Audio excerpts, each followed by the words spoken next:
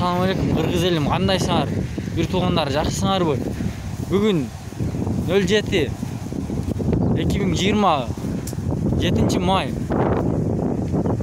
Мына кыргыздар жанагы Оренбург обласында калып кеткен кыргыздар.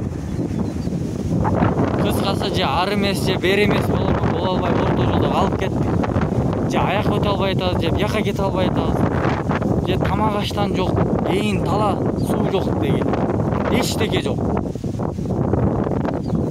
Барлығын курсактар ач, жегенге эчтеке жок, нан жок же башка нерсе жок.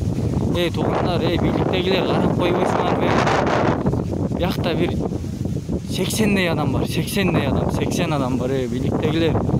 Биякта жата бербей карап койгулачы.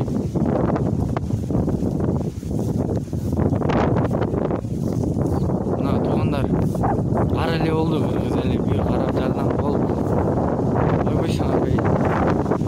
Жатыштарын карагыла, эйин тала же аяк эмес, же бери эмес кете албайттарбы? Хостелде жаткандар да бар.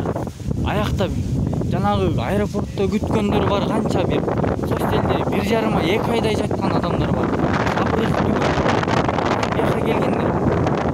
Жанагы аэропортто бар 5-6 күн, 7-8 күн жаткандар дагы бар. Бүт бары чогулушуп келгендер. Келип биякта Оренбург шаарына келиштилер.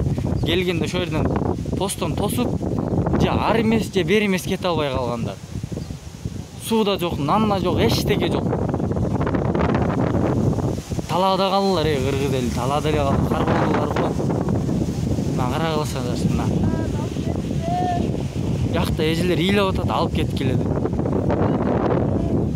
Мына эжелер ыйлап атат, ыйлап.